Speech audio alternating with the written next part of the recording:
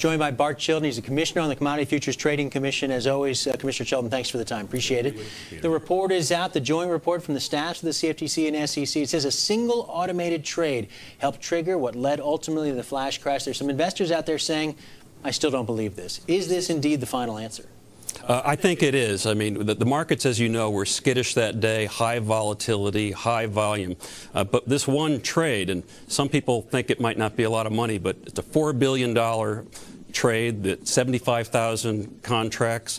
That's big, and in this environment, it had the cascading effect of putting these markets into a tailspin. This report doesn't identify the mutual fund firm in question, in part because it suggests that this trade was not necessarily nefarious. There's nothing inappropriate with this trade, despite the end result. Do you agree with that assessment? Well, I don't want to say whether or not it was nefarious, but we don't identify the trader. All I can say is it was large enough to start a domino decline in these markets, in the E-mini futures, and arbitrageurs then went right to other related markets and tried to make up these price gaps between them. Initially, that was done with high-frequency trading, and after a while, they got skittish because the markets were, as you know, were in a deep decline and really went into this cardiac arrest. So you had high-frequency traders exiting the market because they were worried about what they were seeing, others exiting the market as well.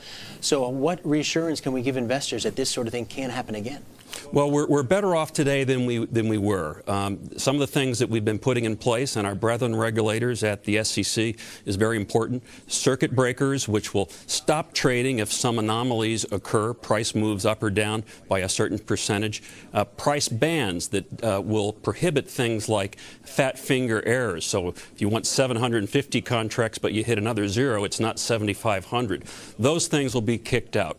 But these markets are so interconnected, Peter, as you know, between the futures and the securities world, that we need to harmonize our rules and regulations. These are Band-Aid fixes. I think there are larger, long-term fixes that we'll do as part of the Wall Street Reform Act. But these will help. We're safer today than we were on May 6th. To some extent, did we modernize these markets, make them so competitive that we went for speed at the price of quality of execution?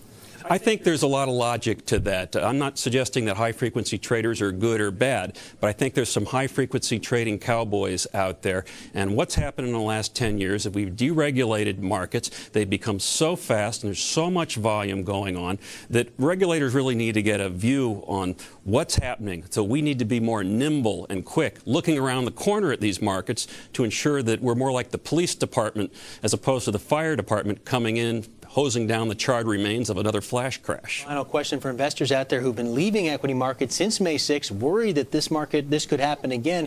What's your message to them? Is this safe to return? Well, I'm not a shill for the markets either way. I work for you and I work for consumers around the country. So my job is to tell you call them as I see them. I think the markets are safer than they were, and when we put these important Wall Street Reform Act rules and regulations in place, I think they'll be even safer. All right, Bart Chilton, he's a commissioner at the CFTC.